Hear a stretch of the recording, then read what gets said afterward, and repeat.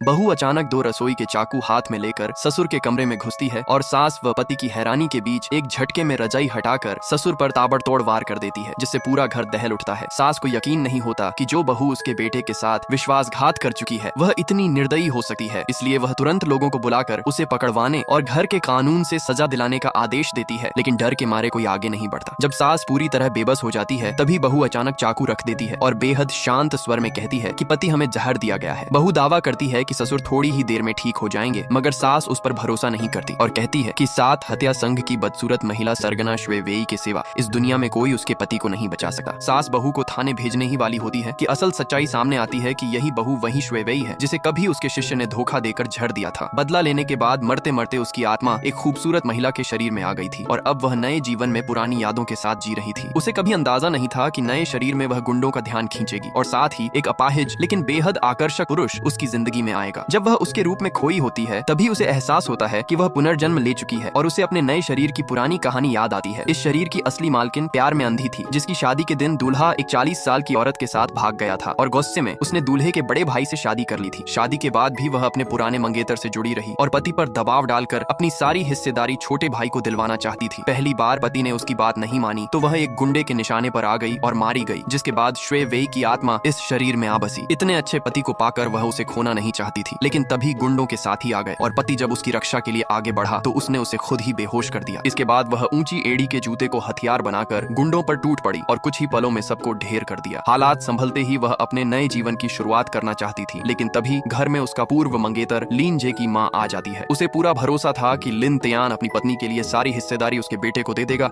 इसलिए उसका व्यवहार बेहद घमंडी था। इस बार जियांग छियन ने दस्तखत रुकवा दिए और सबके सामने अपनी ताकत दिखा दी। उसने पेन को हथियार बनाकर दूसरी पत्नी को डरा दिया और साफ कह दिया कि अब से वह इस घर में कदम नहीं रख सकती। मजबूरी में दूसरी पत्नी अपमान सहकर लौट जाती है और जियांग छियन पति के साथ खेल के बहाने नजदीकियां बढ़ाने की कोशिश करती है। उसका बदला हुआ व्यवहार देखकर लिन तियान हैरान भी होता है और आकर्षित भी। तभी सास आकर फिर से पुराने आरोप लगाती है, जिससे प्रेरित होकर जियांग छियन ससुर की नाड़ी जांचती है और 2 चाकू लेकर वही नाटक करती है जिससे कहानी शुरू हुई थी। इस बार ससुर को होश आ जाता है, लेकिन वह कुछ कह नहीं पाता। इसी बीच कंपनी पर संकट आ जाता है और अगले दिन जियांग छियन लंच देने के बहाने दफ्तर पहुंचती है, जहां पता चलता है कि 12 बजे से पहले 10 मुश्किल टास्क हल न हुए तो लिन तियान को निकाल दिया जाएगा।